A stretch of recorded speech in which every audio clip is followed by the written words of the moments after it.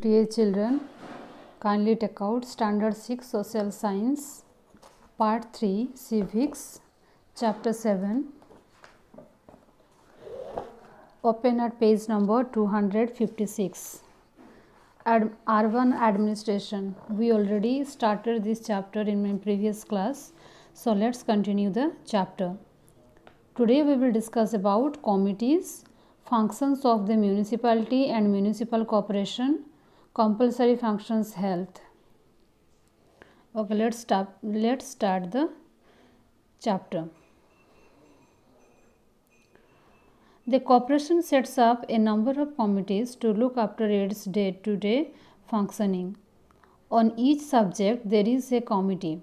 For example, education committee, public health committee, etc. Each committee consists of 5 to 12 members of the corporation and chairperson. Functions of the municipality and municipal corporation. Municipality and municipal corporations work to solve the local problems of the citizens and to look after their needs for better living conditions. The functions can be divided into compulsory and voluntary functions.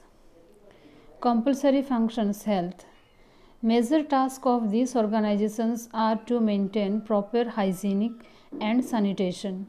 This is ensured through removal of rubbish and garbage and cleaning of drains. To prevent the spread of disease and epidemics among the people, vaccinations and inoculations are carried out. The Pulse Polio project is the one such measure. For the treatment of diseases, hospitals and dispensaries are opened in different localities where qualified doctors are employed. Next we will see education. Schools are opened to educate children, especially at the primary and secondary level. Night schools and adult education centers are also set up by these organizations for the spread of education. Free education up to class 12 and special incentives are also provided to children in these schools. The local bodies also open reading rooms, public libraries and museums, etc. Water supply. These organizations are responsible for the adequate supply for drinking water. For it, they make construction and maintenance of water supply system. Public security. It builds and maintains roads and bridges within the city limits. It pulls down old and dangerous buildings which may cause any mishappening. It takes steps for maintaining the quality of goods and checks food adulteration. Public convenience. It provides vegetable markets, food grains markets and other consumer goods for public. It provides and maintains public toilets. It makes arrangement for street lighting, park lighting, etc. Registration of births and deaths. It maintains records of births and deaths and issues certificate for the same.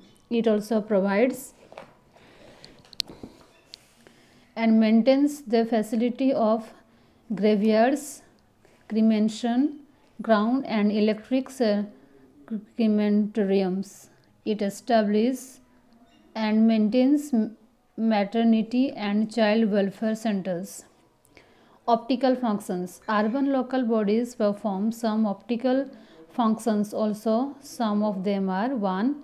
Construction and maintenance of rest houses, orphanages, rescue homes for women, public parks, gardens, libraries, museums, etc. Point 2. Planning and maintenance of roadside plants and streets, providing housing for low-income groups, providing cheap and efficient transport system, conducting surveys, organizing public receptions and exhibitions, and promoting welfare schemes for the municipal employees. Next, we'll see sources of income. Municipal corporation needs large sum of money to discharge its functions. Their chief source of income are taxes and grants received from the state government. Number 1, octroi tax on goods brought into the city. Point 2, property taxes levied on houses, shops and lands. Point 3, impose tax on the shopkeepers and traders for selling their goods. Point 4, to toll tax for using certain bridges and roads.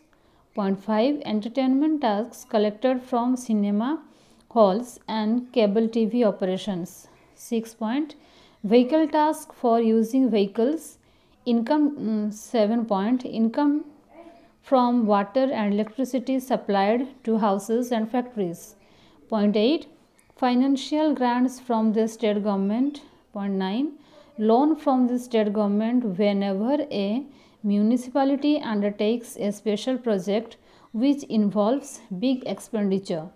Point 10, by selling land of municipal corporation. The state government keeps control over the local bodies in a state. The Minister of Local Self-Government supervises the work of local bodies. State government keeps a strict watch on how the funds are used because these local bodies get funds from the state government. The adult departments of the government checks the accounts of all the local bodies. Local bodies cannot levy any new tax or raise any loan without the permission of the state government. Life of a local body depends on the goodwill of the state government. The state government can dissolve any municipality or corporation if its working is not found satisfactory. The main aim of the local bodies and the state government is the welfare of the people. The state government intervenes in the functioning of a local body if it feels that it is not working efficiently. Public protest.